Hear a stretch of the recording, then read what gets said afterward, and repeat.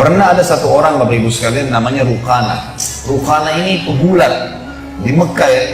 Jadi dia bukan dari Mekah, tapi ini masa fase Mekah dulu. Ada satu orang di Jazirah Arab namanya Rukana. Orangnya kekar, tinggi besar.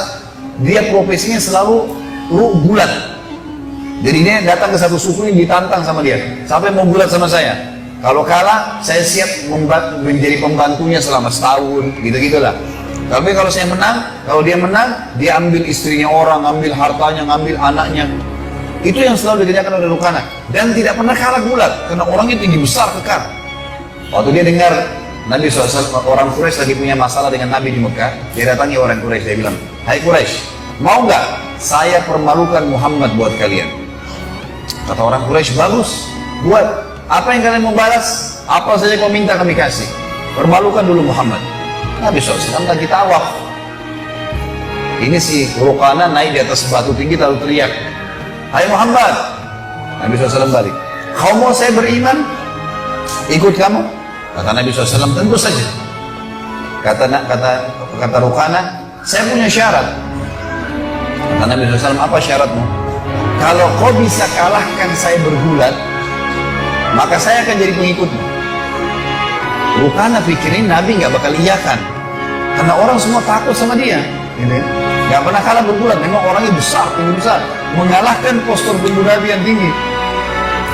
Dia kaget, Nabi bilang mengatakan, "Baiklah, bergulat dengan Nabi SAW." Dan perlu Bapak Ibu tahu ya, semua Nabi-Nabi dan Rasul diberikan kekuatan 10 orang laki-laki. Semua Nabi-Nabi dan Rasul, semuanya. Jadi mereka memang untuk membela agama Allah dikasih kekuatan 10 orang laki-laki. Nabi SAW gulat sama Rukana, beberapa gerakan gulat ini agak sulit ya. Bukan dengan berantem umumnya, emang dia harus menekuk sampai musuhnya gak kuat lagi. Bukan melukai, bukan memukul wajah, bukan siapa. Ditekuk oleh Nabi, gak bisa bergerak Rukana. Gak percaya dia. Saya mau tantang lagi, 2 kali, 3 kali, sampai 10 kali Nabi kalahin dia. Dan tidak bisa dalam gulat itu susah, dalam 1 kali gulat itu kemudian 10 kali ditekuk musuhnya itu luar biasa. Kalah nih Rukana, gak bisa bergerak. Terakhir Nabi SAW tekuk, gak bisa bergerak. Lalu yang terjadi Bapak Ibu sekalian, Rukana bilang, "Saya mengaku kalah, tapi saya tidak mau beriman kecuali pohon ini bicara." Ada pohon kurma di situ. Semua satu Mekah orang saksikan itu, pohonnya bilang, "Asyhadu an la ilaha illallah wa anna Muhammad Rasulullah." Ini mujizat Nabi. Pohon mengucapin syahadat. Ini kalau teman-teman ikuti ceramah saya di YouTube ada itu tentang mujizat Nabi Muhammad SAW. Banyak sekali. Di antaranya ini, pohon aja memberikan syahadat, kesaksian. Pernah Nabi SAW lewat di satu tempat, ada unta lagi ngamuk.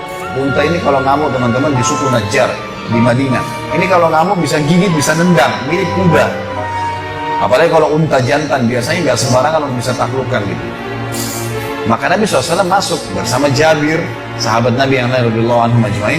Pas masuk kata Jabir, "Ya Rasulullah, hati-hati, di depan anda ini ada unta jantan yang sedang ngamuk." Maka Nabi SAW pun pada saat itu mendekati unta itu dari atas unta beliau. Unta ini lagi ngamuk nih, nyerang-nyerang orang. Kata Nabi SAW, "Ta'al," dipanggil, "kesini kamu." Unta itu. Tiba-tiba unta itu orang semua saksikan. Waktu lihat Nabi, diam.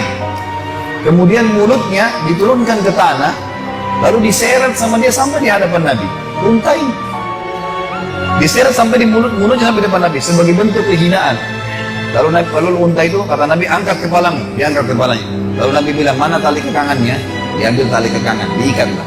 Lalu kata Nabi SAW, "Demi zat Allah yang ubun-ubunku dalam genggamannya, tidak ada sesuatu pun di langit dan di bumi melainkan tahu kalau aku utusan Allah. Mau batu, mau air, mau udara, mau hewan-hewan, tahu semua. Tidak ada sesuatu pun, bisa benda mati, bisa benda hidup dalam mata manusia, di langit dan di bumi, kecuali tahu aku adalah utusan Allah, kecuali pembangkang dari jin dan manusia. Yang lain semua ini beriman sama Allah, gak ada yang tidak tahu itu adalah Rasulullah." Sekarang para ilmuwan pun teman-teman sekalian, para pemikir barat, non-muslim juga mengatakan, kalau ya, tidak ada pemimpin dunia seperti Muhammad. Dalam 23 tahun dia berjuang di Mekah, 13 tahun, 10 tahun di Madinah, kemudian memiliki pengikut terbanyak di dunia.